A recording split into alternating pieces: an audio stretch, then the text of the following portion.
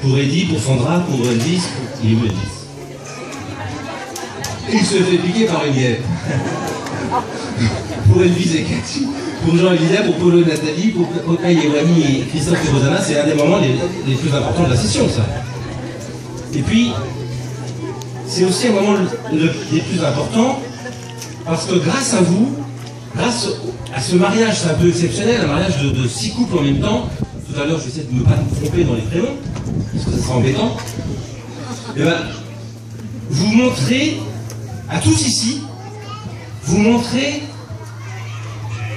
que c'est possible de se marier devant Dieu, de se marier dans l'église, de se marier sacramentellement, tout en respectant la culture voyageur, la culture des gens du voyage. C'est possible. On ne se marie pas, là, on ne s'est pas marié sous la basilique, c'est quoi la basilique aussi? Là, on est sous ce chapiteau, qui n'est pas un chapiteau, qui est une chapelle, et pour ça, l'évêque du lieu, Monseigneur Rivière, a donné une autorisation spéciale, en disant, bah oui, pour les gens du voyage, parce que normalement, on ne peut pas. Normalement, on doit se marier dans une église. Et l'évêque a dit, bah, pour les gens du voyage, bah oui, bien sûr, pour que le mariage religieux puisse bien être reconnu parmi le peuple de gens du voyage, bien sûr qu'il faut qu'ils se marient aussi sur un chapiteau, qui est une chapelle. Alors il y en a ici peut-être parmi vous qui sont heureux de ce mariage, puis il y en a peut-être qui se demandent à quoi ça sert, de toute façon c'est du chichi, c'est n'importe quoi, c'est des questions de sédentaires. Alors, je vais vous raconter une petite histoire. Il y a 2 jours, je suis sorti du camion, là où je dors, à côté, et je vois ça, tiens.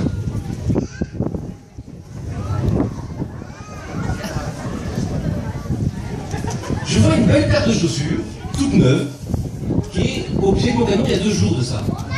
Et alors j'ai compris pourquoi, évidemment. J'ai compris pourquoi, parce que voilà ce que j'ai au pied.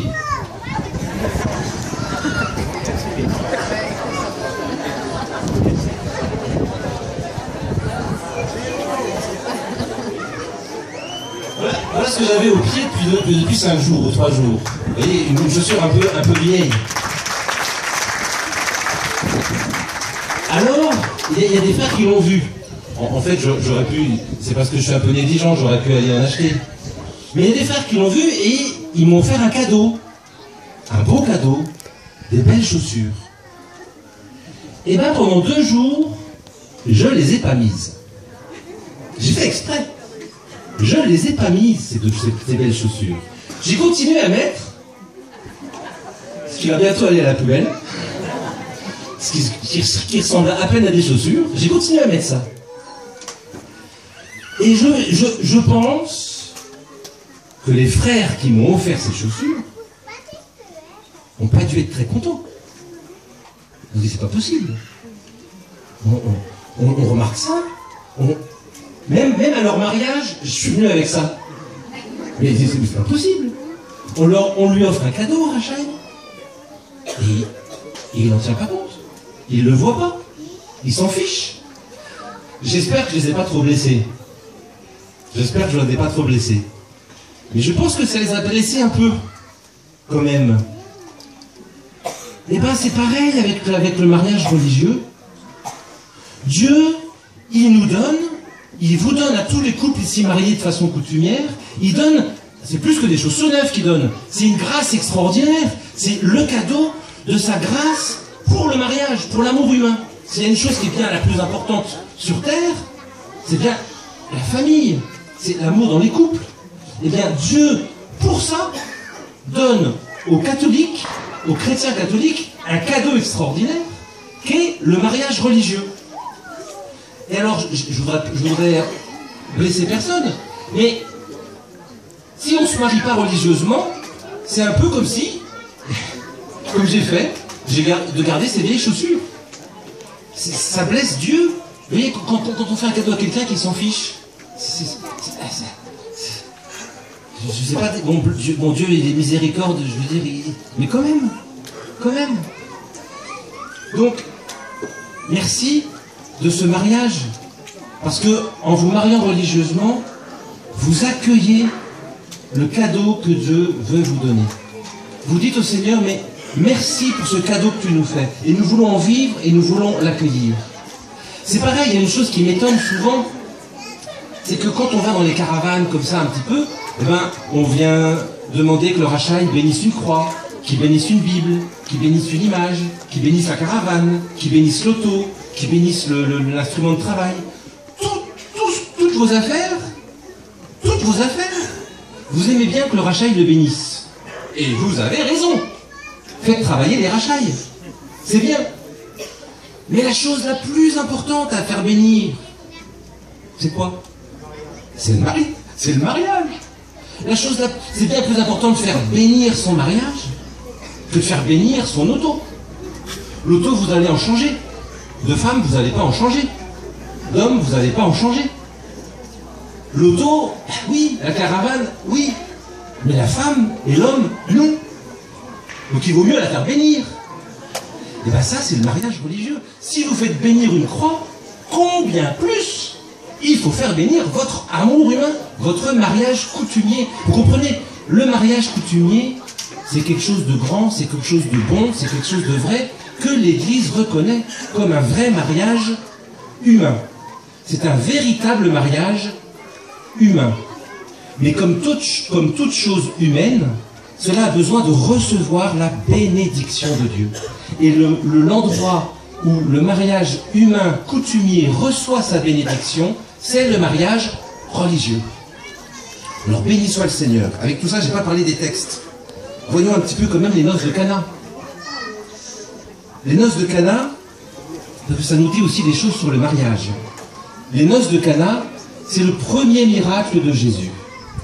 Et vous voyez, Marie voit qu'il manque de vin. Alors une noce, à l'époque, ça dure plusieurs jours.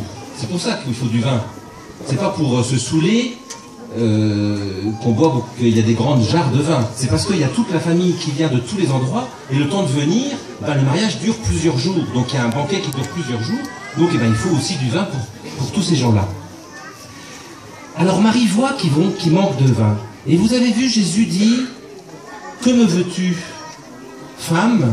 Mon heure n'est pas encore venue. » C'est un petit peu difficile comme parole de la part de Jésus à Marie, sa mère.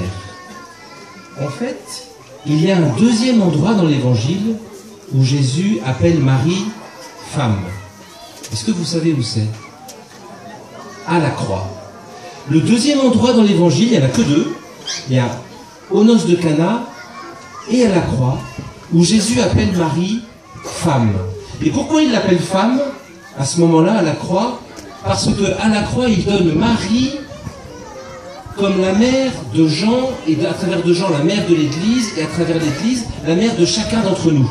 Et donc, c'est plus seulement sa mère à Jésus, sa maman, qui l'a porté dans ses bras, qui lui a donné à manger, qui l'a élevé, qui lui a appris à parler. Elle est plus seulement cela, Marie au pied de la croix. Marie au pied de la croix, elle devient la mère de tous les hommes. Donc ça, c'est le deuxième endroit, et c'est pour ça que Jésus l'appelle femme. Et ça, c'est le deuxième endroit dans l'Évangile où Jésus l'appelle femme. Aux noces de Cana, Jésus dit « Femme, que me veux-tu? Mon heure n'est pas encore venue. » Et quelle est l'heure de Jésus? Eh bien, dans l'Évangile de Saint Jean, l'heure de Jésus, c'est la passion, c'est la croix. Donc vous voyez, aux noces de Cana, eh bien, Jésus, tout de suite, utilise des mots qui nous font penser à la croix. Et qu'est-ce qui se passe à la croix? À la croix, ce qui se passe à la croix, c'est l'alliance définitive, l'accomplissement de l'alliance, l'aboutissement de l'alliance entre Dieu et les hommes. Au moment de la croix et de la résurrection de Jésus, Dieu, qui avait déjà fait alliance avec les hommes, avec Abraham, avec Adam déjà, et puis avec Abraham, et puis avec Moïse, et bien à la croix, cette alliance, elle devient parfaite. Elle est menée jusqu'au bout. Elle est menée à la perfection. L'alliance, l'union, l'alliance entre Dieu et les hommes. Et qu'est-ce qui se passe dans un mariage? C'est l'alliance de qui dans un mariage? C'est l'alliance de l'époux et de l'épouse. Alors c'est ça le mariage chrétien. Et c'est ça ce cadeau qui ne peut être fait que par un sacrement.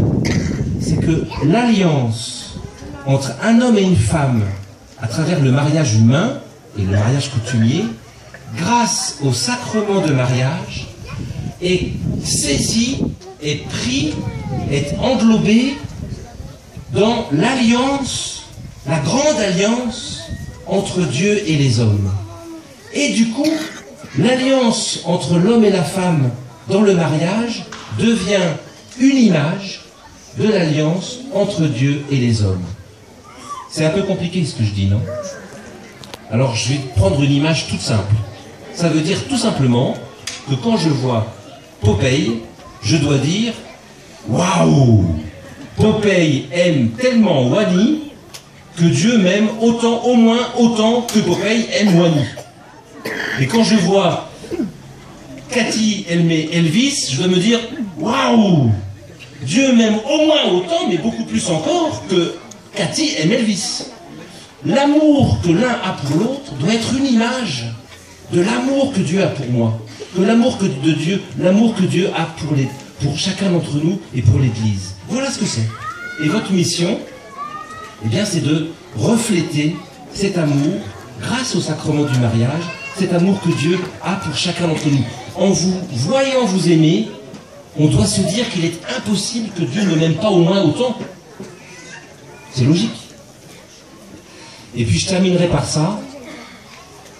J'ai été quand même touché, même si je connaissais le témoignage, mais je ne me rappelais plus, j'ai été touché hier soir à la veillée quand même par le témoignage de Polo et Nathalie. Alors, il y en a qui n'étaient pas là, je peux le dire, hein?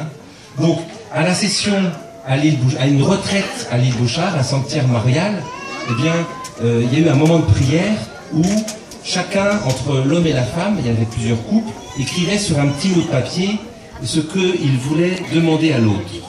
Et Polo avait dit, eh ben, je demande à Nathalie, veux-tu m'épouser? Et Nathalie, de son côté, elle avait dit, Seigneur, je voudrais que Polo prie avec moi tous les jours, et alors je dirai oui à ce qu'il me demande. Elle ne savait pas que c'était veux-tu l'épouser.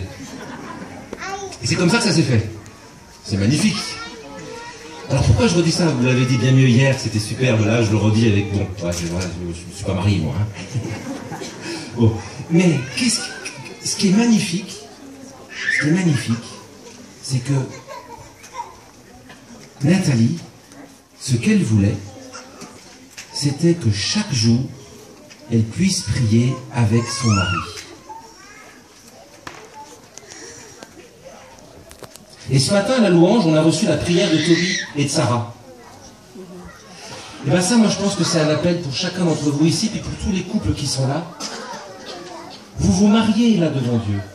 Et bien ce que Dieu veut, ce que Dieu vous demande, et vous savez qu'il vous le demande, c'est de prier comme mari et femme.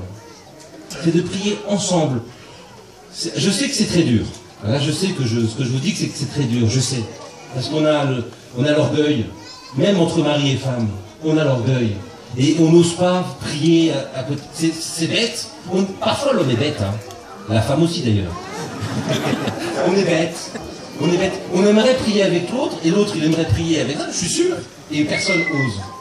On n'ose pas. C'est comme ça. Et bien, le Seigneur, par votre sacrement du mariage, j'ai la conviction que le Seigneur vous demande de mettre ça en place, de prier l'un et l'autre ensemble. Dites un je vous salue Marie ensemble, si ça peut être pas plus. C'est déjà grand, c'est déjà beau. Mais que chaque jour, vous priez chacun personnellement le Seigneur, c'est très beau. Mais que chaque jour, vous vous retrouviez un instant pour prier ensemble. Parce que votre amour humain, il se construit par tous les moments partagés, par tout ce que vous vivez, par... Voilà, votre amour humain, mais il se construit aussi par la grâce de Dieu. Il se construit aussi grâce au Seigneur. C'est ça le sacrement du mariage aussi. C'est que vous êtes plus deux, vous êtes trois maintenant. Il y a le Seigneur qui est là, dans votre amour. Et il construit, il consolide, il fortifie votre amour. Et pour cela, priez ensemble. Amen.